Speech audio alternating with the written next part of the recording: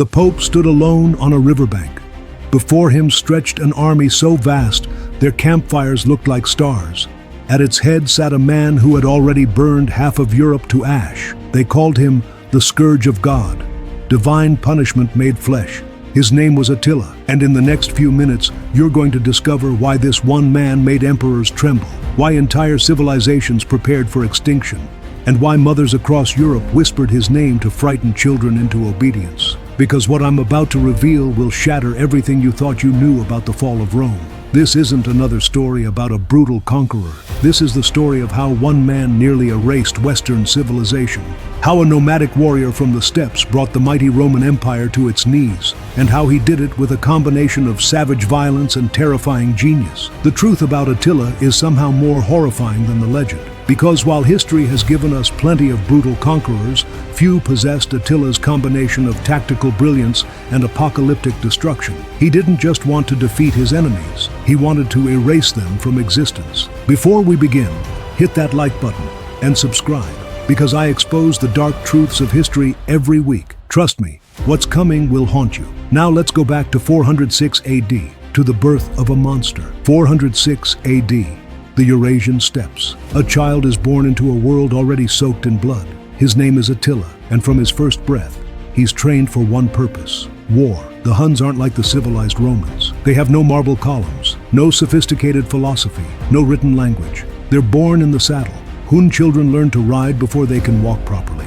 They learn to shoot arrows before they can write, because they can't write. The Huns are the ultimate predators, mobile, merciless, hungry. Roman historian Ammianus Marcellinus describes them with barely concealed horror. They are so hardy that they need no fire or seasoned food. They live on roots of wild plants and half-raw flesh, warmed between their thighs and the backs of their horses. But here's what makes them truly terrifying. They modify their own bodies for war. Hun warriors practice cranial deformation. They bind infant skulls to create elongated, alien-looking heads, meant to terrify enemies. They scar their own faces deliberately, cutting the cheeks of young boys, so they grow up with fearsome, disfigured visages. War isn't just their profession, it's their identity, written into their very flesh. Young Attila grows up in this culture of ritualized violence. His uncle Rugila rules the Huns, has already established them as a serious threat to Rome. But when Rugila dies in 434 AD, power passes to two nephews, Attila and his older brother Bleda. For nearly a decade, they rule jointly, but everyone who knows them understands. This partnership is doomed. Bleda is the conservative one, content with the arrangement they've extorted from Rome. Annual tribute payments, 700 pounds of gold in exchange for peace. It's a protection racket on an imperial scale, and it's making the Huns wealthy. But Attila wants more. Ancient sources describe him as shorter than average, with a broad chest and a large head, small, deep-set eyes that seem to pierce through people.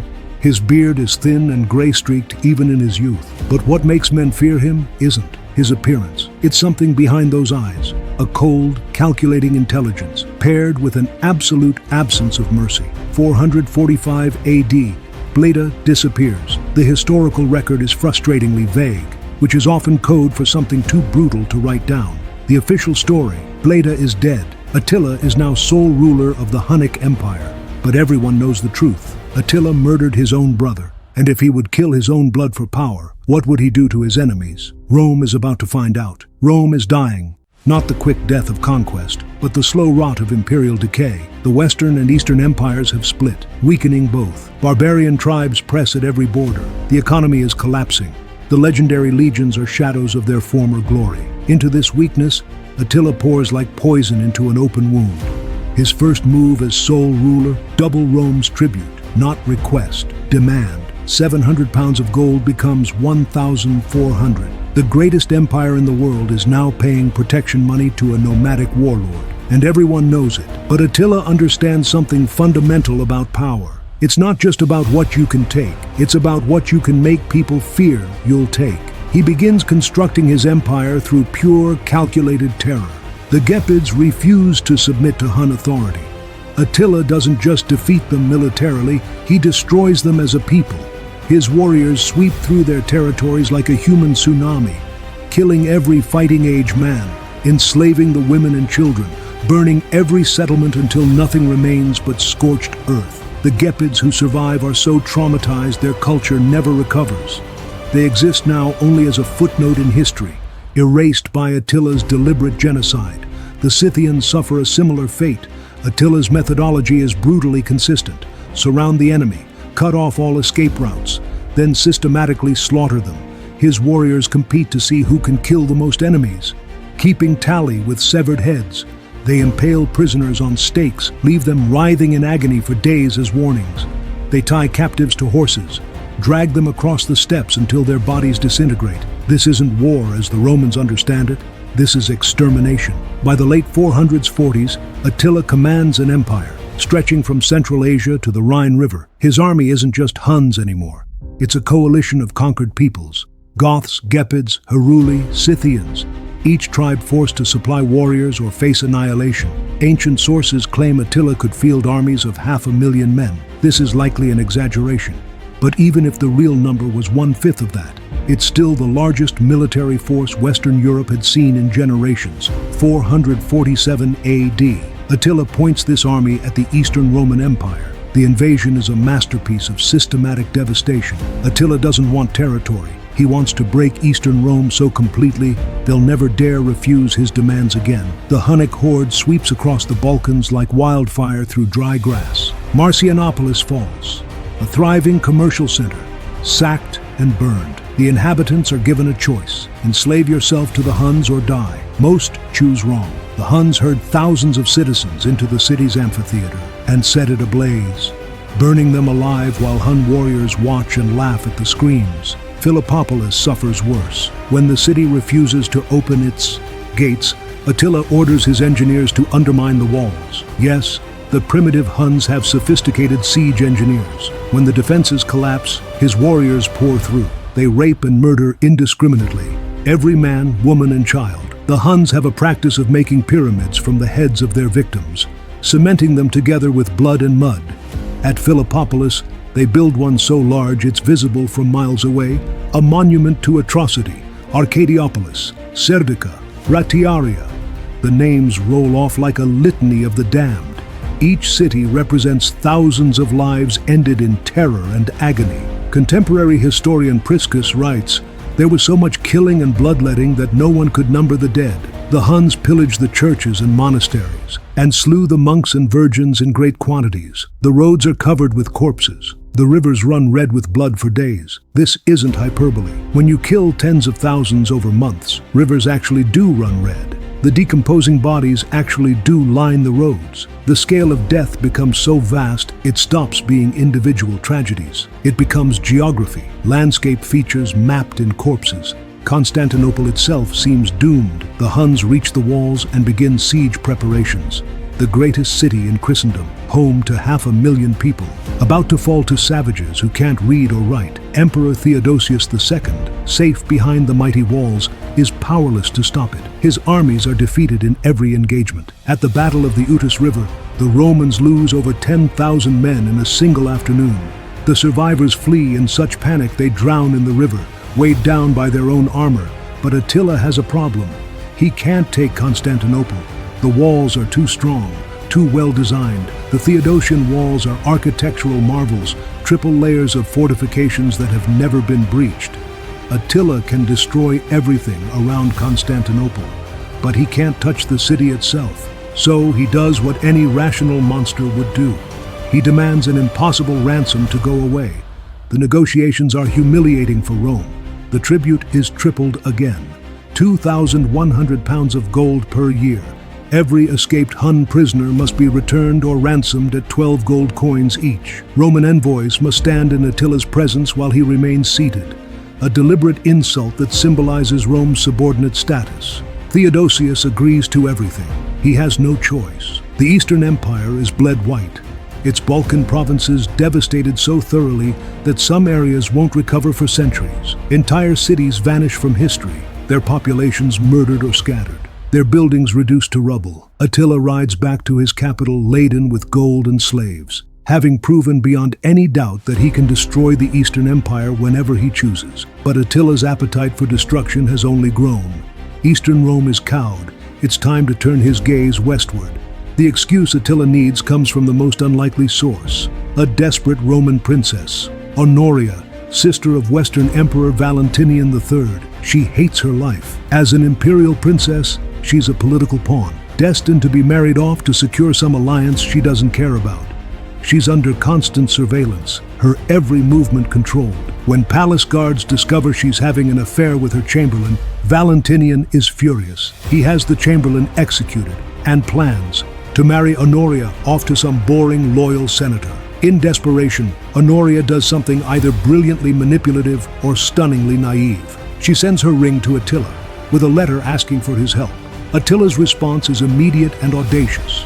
He declares that Honoria's ring is a marriage proposal, which he accepts, and as her husband-to-be, he demands half the Western Roman Empire as her dowry. It's absurd, transparent, obviously just a pretext for invasion. But Attila doesn't care if anyone believes it. He has his excuse, and that's enough. But there's another motivation too. The Western Empire has stopped paying tribute. After Theodosius II's death in 450 AD, the new Eastern Emperor Marcian refuses to continue payments. Without Eastern gold flowing in, Attila needs a new source of wealth to maintain his empire and feed his armies. 451 AD, Attila assembles the largest army he has ever commanded and marches west. Early 451 AD, the Hunnic horde crosses the Rhine River. What follows is perhaps the most devastating military campaign Western Europe has ever seen. The Huns move with terrifying speed, covering up to 50 miles per day, unheard of for armies of that era. They don't bother with supply lines. They live off the land, which is a polite way of saying they steal everything and murder anyone who resists. Metz is the first major city to fall. The Huns surrounded on April 7, 451 AD, the day after Easter. The timing is deliberate. Attila wants to shatter Christian morale by destroying them during their holiest season. The sack of Metz is thorough. The Huns scale the walls in pre-dawn darkness, open the gates from within. What follows is a 48-hour orgy of violence. Every building is looted. Every church is desecrated. The Huns have a special hatred for Christianity, seeing it as a religion for the weak. They drag priests from their altars, behead them with their own ceremonial knives. They force nuns to strip naked and dance for Hun warriors before being raped and killed. By the time the Huns leave Metz, it's a smoking ruin. Of the city's estimated 20,000 inhabitants, fewer than 1,000 survive. Those who live do so because they're valuable as slaves. Rheims falls next, then Auxerre.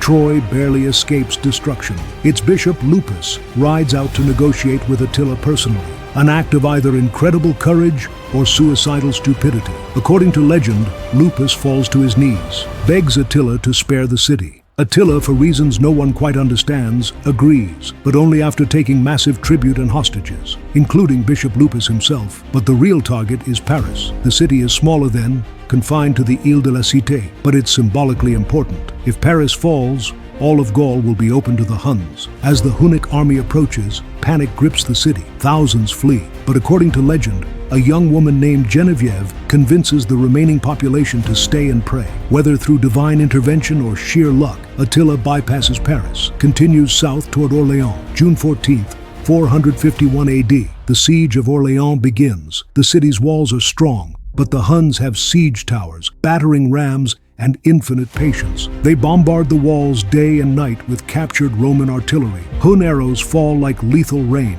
The defenders know that when the walls fall, not if, when, they will all die screaming. But help is coming. The Western Roman general, Flavius Aetius, has been frantically assembling an army. Aetius is a fascinating figure himself.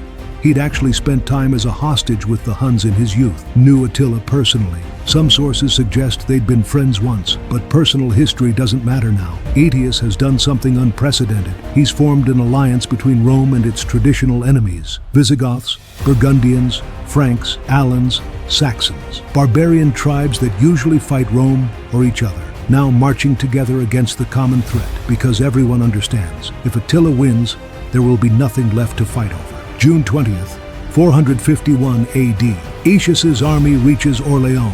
Just as the walls are failing, the Huns fall back, and one of history's most important battles becomes inevitable. The two armies meet near modern-day Châlons-en-Champagne, on a broad plain that will soon be drenched in blood. Ancient sources claim 500,000 men fought there, certainly exaggerated, but it's still one of the largest battles of the ancient world.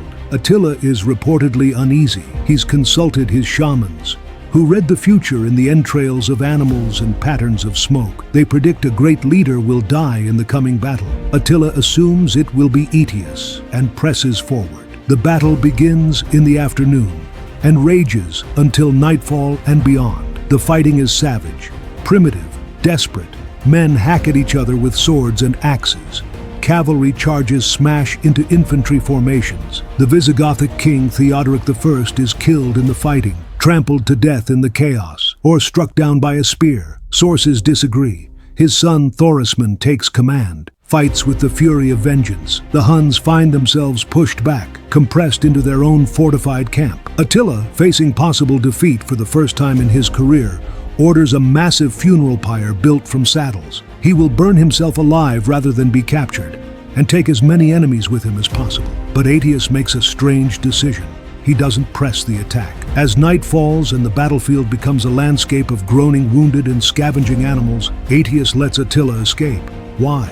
Some historians think Aetius wanted Attila alive, as a counterweight to the Goths, maintaining a balance of power. Others think he simply lacked the strength to finish the fight. Still others whisper that Aetius and Attila, old friends turned enemies, couldn't quite bring themselves to end it. Whatever the reason, Attila retreats back across the Rhine.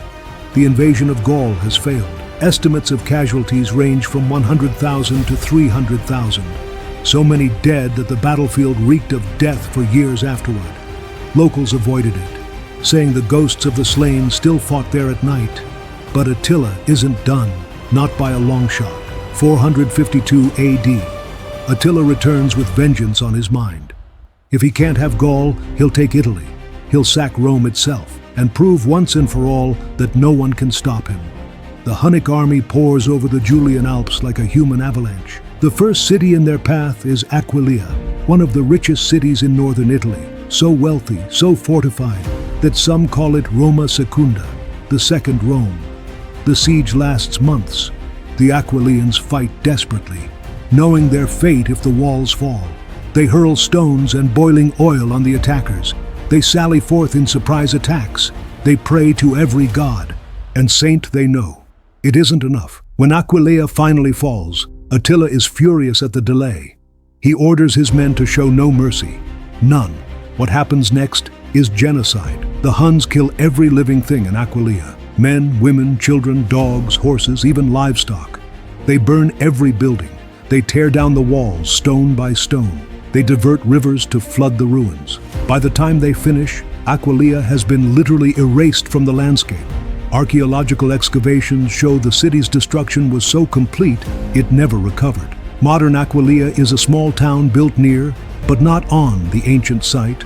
Because the original city was obliterated so thoroughly, there was nothing left to build on.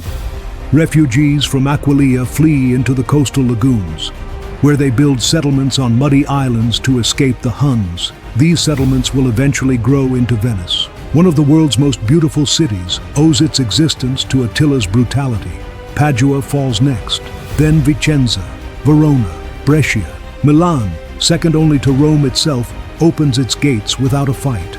Hoping to be spared, Attila takes everything of value, leaves the city standing but gutted, a ghost of its former glory. The road to Rome is open, and Rome is defenseless. Emperor Valentinian III has already fled to Ravenna. The army is in shambles. The city's population is in full panic. This is it.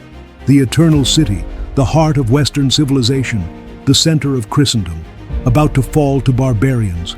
And that's when Pope Leo I decides to do something insane. On the banks of the Mincio River, one of history's most famous encounters takes place. Pope Leo I, flanked by a small retinue of priests, faces the Scourge of God himself. What was said between them, we'll never know for certain. No one recorded the actual conversation, but we know the result. Attila turns his army around and leaves Italy. Why? Christian tradition says it was a miracle, that Attila saw visions of St. Peter and St. Paul with flaming swords, threatening him with death if he touched Rome. Raphael's famous painting depicts this scene. Leo, radiant and holy, with warrior saints hovering above him. But the reality was probably more mundane and more interesting. Leo offered Attila an enormous bribe: gold, precious objects, anything the church had. He probably also pointed out that Attila's army was exhausted, disease-ridden, far from home. The Eastern Empire was threatening to attack from behind if he stayed in Italy. And most importantly, Leo reminded Attila of something crucial. Alaric the Visigoth had sacked Rome in 410 AD and died shortly afterward. Superstitious Romans believed Rome had a curse that killed anyone who violated it. Attila, for all his brutality, was deeply superstitious. He believed in signs, omens, and prophecies. His shamans had predicted a great leader would die in battle, and Theodoric had died at the Catalonian plains, not Attila, suggesting the prophecies weren't infallible. Whatever Leo said, whatever combination of threats, bribes, and supernatural warnings he employed, it worked. Attila took the treasure and left. It was the greatest diplomatic victory in papal history. Pope Leo I became Leo the Great. The church gained prestige and political power that would shape European history for centuries. But for Attila, leaving Italy was a strategic retreat, not a surrender. He swore he would return the next year with an even larger army and finish what he'd started. Rome's reprieve was temporary, except Attila never got the chance. 453 AD, the year following his withdrawal from Italy. Attila decides to take another wife. He'd had multiple wives already. Polygamy was common among Hun nobility, but this one was supposed to be special. Her name is Ildiko. She's young, beautiful. By some accounts, a Burgundian princess offered as tribute. The wedding feast is legendary. Attila drinks vast quantities of wine, unusual for him, as he was typically moderate. He celebrates late into the night. Finally, he retires to his bedchamber with his new bride. The next morning, Attila doesn't emerge. His guards wait nervously. Hours pass. Finally, concerned by the silence, they break down the door. They find Attila dead on his bed, lying in a pool of his own blood. Ildiko sits nearby, terrified, unharmed. What killed the Scourge of God? The official explanation was a nosebleed. Attila suffered a hemorrhage, possibly from drinking too much, possibly from an aneurysm, choked on his own blood, and died. But many suspected Ildiko had murdered him, slipping a knife between his ribs while he slept, avenging all the daughters of Burgundy he'd enslaved and killed. The truth? We'll never know. The Huns burned his body according to their customs, destroying any forensic evidence. The Huns cut their faces and wept blood in mourning, literally reopening the ritual scars they'd inflicted in childhood. They buried Attila in a triple coffin of gold, silver, and iron, along with weapons, treasure, and the enslaved workers who dug the grave, killed to keep the location secret. Legend says they diverted a river to hide his burial site. To this day, no one has found Attila's tomb. Without Attila, the Hunnic Empire collapsed almost immediately. His sons fought each other for supremacy. The conquered peoples rebelled. Within a generation, the Huns had vanished from history, almost as quickly as they'd appeared, absorbed into other tribes or scattered back to the steppes. But Attila's legacy lived on in terror. For centuries, European parents used his name to scare children. Chronicles described him as barely human, a demon given flesh, divine punishment for humanity's sins. The title Scourge of God became permanent.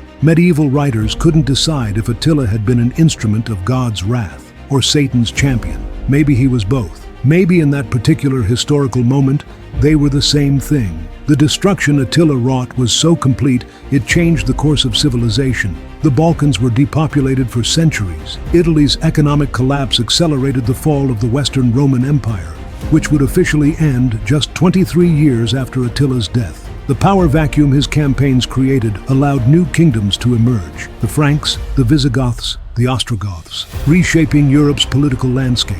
Some historians argue that without Attila, the transition from ancient to medieval Europe would have been slower, less violent. Others claim he was merely a symptom of Rome's decay, not its cause. But everyone agrees on one thing: Attila was one of history's most effective destroyers. He killed hundreds of thousands, possibly millions. He erased cities and entire peoples. He terrorized a continent. And he did it all through a combination of brilliant military strategy, psychological warfare, and pure, unrestrained brutality. So who was Attila really? He was a military genius who understood logistics, intelligence gathering, and combined arms warfare better than almost any commander of his era. He knew when to negotiate and when to slaughter. He played the Eastern and Western empires against each other like a grandmaster playing chess. But he was also a sadist who built pyramids from human heads. A man who ordered babies tossed into fires and laughed at the screams.